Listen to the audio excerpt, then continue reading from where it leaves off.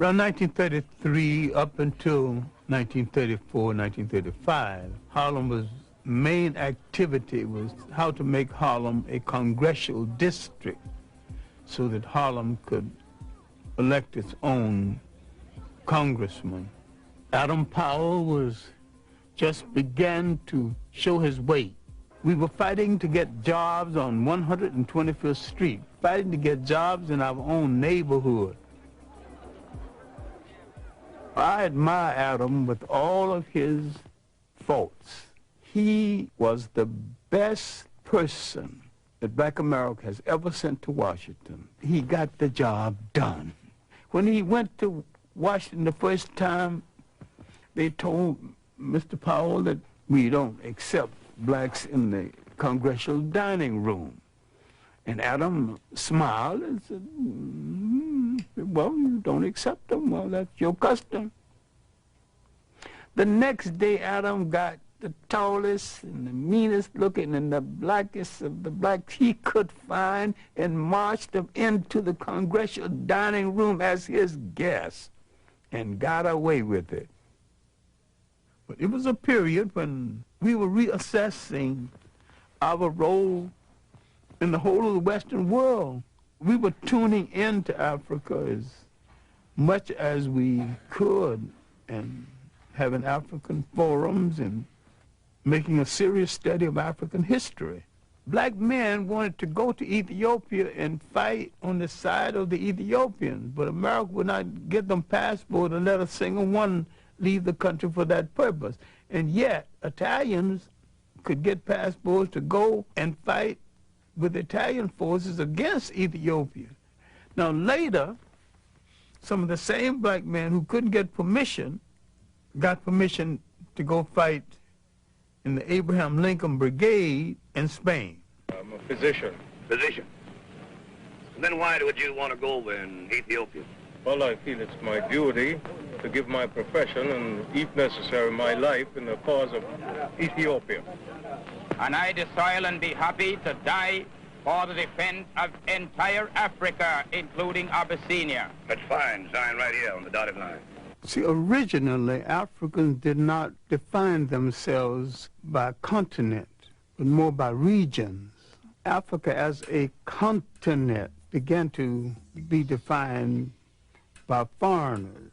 In North Africa, the Romans had a province called Afrique. The word became Africa. The history, both known and hidden, of the land where time began has been a primary focus of Dr. Clarke's scholarship throughout his long career. The concept of social order, the concept of an organized society came out of Nile Valley civilization before there was any other society that has been known to man functioning any other place in the world.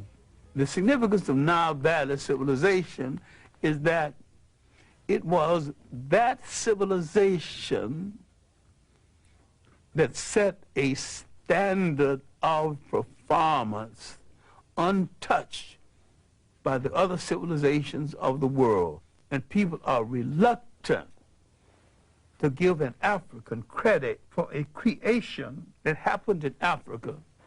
They also forget that the Nile Valley stretches 4,000 miles into the physical body of Africa, and that it was the world's first cultural highway. For centuries, Eurocentric scholars had rejected the idea that the mighty Egyptian empire was in fact created and maintained by black Africans.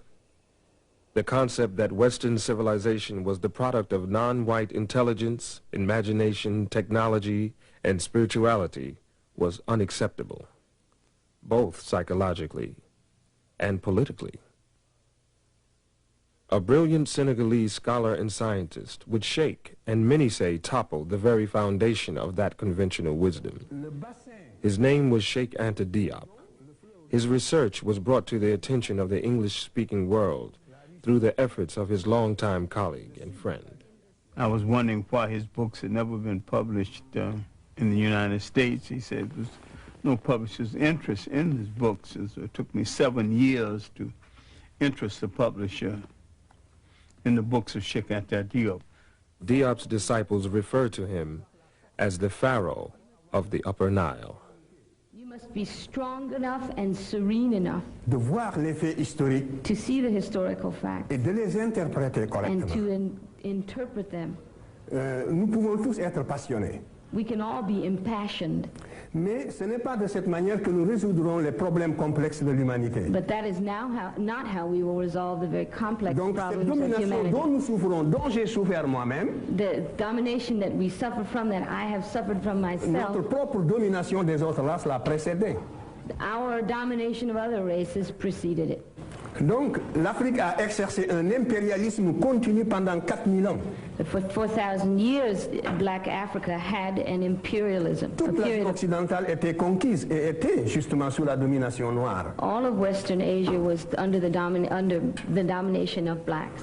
On n'aurait pu jamais penser à cette époque-là que la situation pourrait un jour être renversée. And at that time, no one would ever have dreamt that the situation could be reversed. C'est pour ça que l'étude de l'histoire nous redonne la sérénité pour apprécier les faits et les relativiser. This is why the study of history gives us the serenity required to appreciate the facts as they are. 1974, he would challenge the major scholars of the world on the concept of Egypt not being anything other than an African state. In the conference on the peopling of Egypt, leading scholars of the world met and debated. Most of them wanted to put Egypt's origin outside of Africa. Cheikh Anta Diop and his protege, Theophile Obenga, placed Egypt within the context of Africa's totality. Cheikh Anta Diop was more than a historian. He's a scientist, he's a paleontologist, and he had proven that if he could get the pigment from some of the mummies, he could prove their African origins. All the rest of the conferees came just to disagree, and when it was all over, they had to admit these two men came prepared to prove their case. At that point, they began to close the door to the research of Cheikh Anta Diop.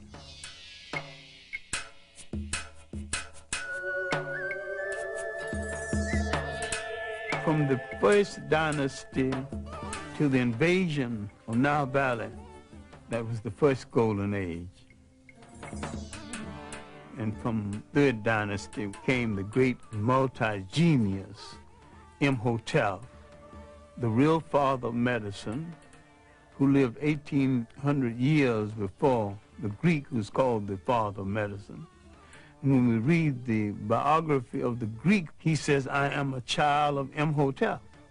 And from the 18th dynasty came the world's great social reformer and maybe one of the world's first deities, Akhenaten. He thought so much of life he would not crush a flower. He outlawed warfare. Spirituality was a part of the total life of the people. Before the coming of the Europeans, the African was very religious. The step pyramid was originally built with a temple at the top where you could go up and pray. This relates not just to the glorification of a pharaoh, but the spiritual outpouring of a people. This is what made the civilization of the Nile so great. At the same time that Egypt was in its 24th dynasty, Europe was just emerging from its pre-literate past. The first show of European intelligence was a book called The Odyssey and the Iliad. That's about 850 B.C. Where is Egypt 850 B.C.? Egypt is old and tired and has gone through 24 dynasties. It is on the eve of its last great dynasty that will come from the pharaohs in the south. And the Europeans have just written a book of folklore. Just south of Egypt lies another highly evolved black society, the Nubians. Their civilization thrived for some 3,000 years. I call the 25th dynasty the one dynasty from the south that moved up north and to tell their cousins, the Egyptians, how to rule a nation one more time. In the great show of history, this was Africa's last walk in the sun. It was a great and mighty walk. That walk had lasted 10,000 years. Now it's coming to an end. Europe is just being born. The very word Europe is not even being used.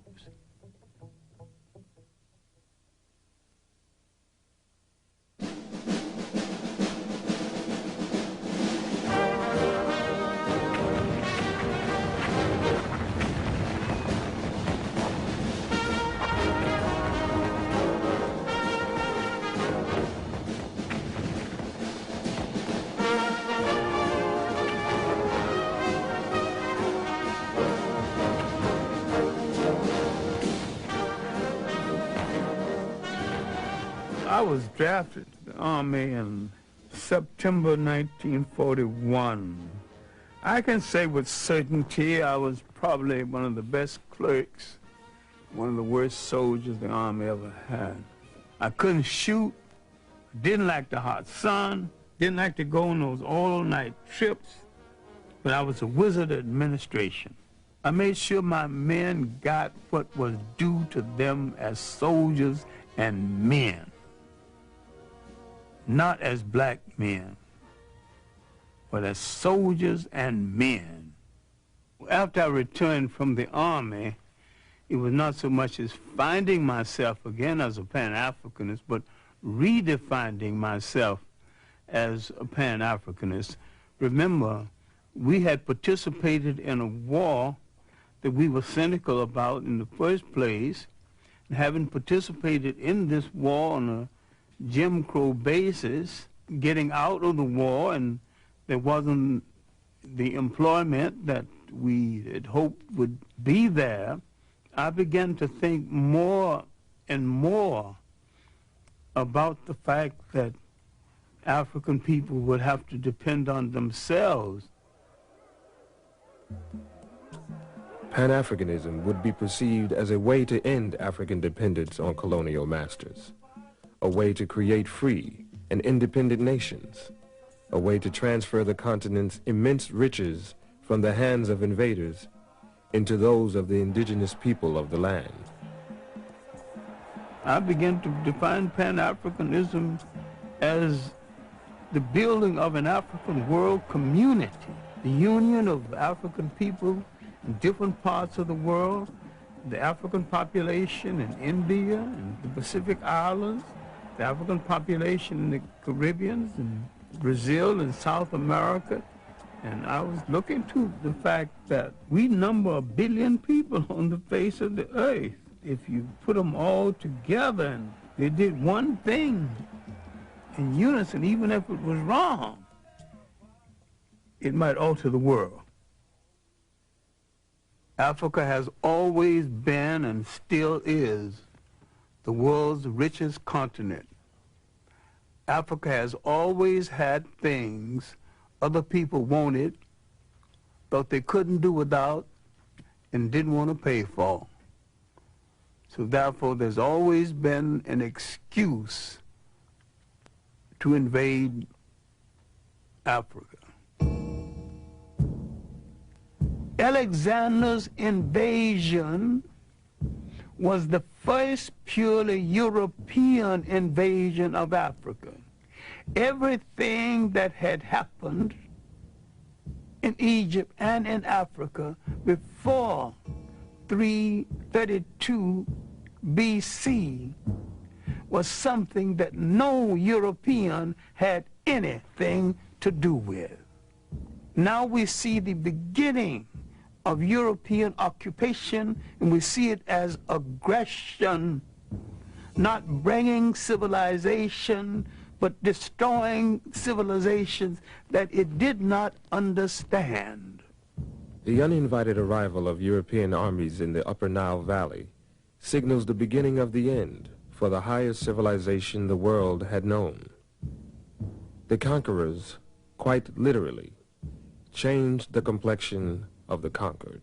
Now you're beginning to get a mulatto-sized population that a whole lot of people keep misinterpreting as white. With each one of these invaders came the bastardization of the population based on the fact that for the sake of pleasure, the foreign soldier heads for the female population at a time the male population has been defeated in war. The Greeks' rule didn't last that long before they were challenged. An ambitious and well-dressed bunch of thugs across the ocean, not very educated, but they could fight like hell, called Romans, began to have ambition for the trade in the Mediterranean. Carthage, a powerful black state in North Africa, had imperial ambitions of its own. By the 3rd century BC, its forces had crossed the Mediterranean and established a large province in Spain. The military commander of Carthage had apprehensions about his Roman neighbors and warned his son to keep a watchful eye. Hannibal's father, he would point across the ocean and said, there's some evil people over there. We better bring the war to them before they bring it to us. Hannibal never forget. Hannibal is only 26 when he takes charge of the army. He launches an audacious military adventure, leading his men and their elephants over the Pyrenees Mountains into France, then pointing them across the Alps, boldly, toward Rome itself. Heavy casualties, overextended supply lines, and defection of allies drive Hannibal off the soil of southern Europe. He retreats back home to Carthage. The Romans have made a mission, almost a cult, out of the destruction of Carthage. They would meet each other in the mornings. Good morning, Roman citizen. Carthage must be destroyed. Yes, of course, Roman citizen. Carthage must be destroyed. Rome's legions clash with Hannibal near Zama. His troops are defeated. Hannibal is sent into exile. His once mighty nation becomes another colony of Rome and an administrative center for their empire. Now, the Roman Empire internally was not very rich. Africa became the breadbasket for the Roman Empire. And except for Africa, the Roman Empire would not have been able to sustain itself. Now, the Roman presence in North Africa is going to force into being one of the great events in human history. Roman taxation, Roman oppression would cause people to turn to new gods and question old gods, to turn to a story about a God who comes forth to rescue them. Now, they would draw from African folklore the story of the child in the manger. Now, what am I saying? Later, in retrospect, he was referred to as Jesus Christ. Now, you can argue about the coloration of Christ if you want to, but I can sell that very quick and we can go on to the next subject. Was he a Roman? The answer is no. Was he a Greek? The answer is still no. These were the only European types in that part of the world at the time. If he was neither Roman or Greek, he was one of those other people. And all of those other people were non-European and non-white. And he came from the other people.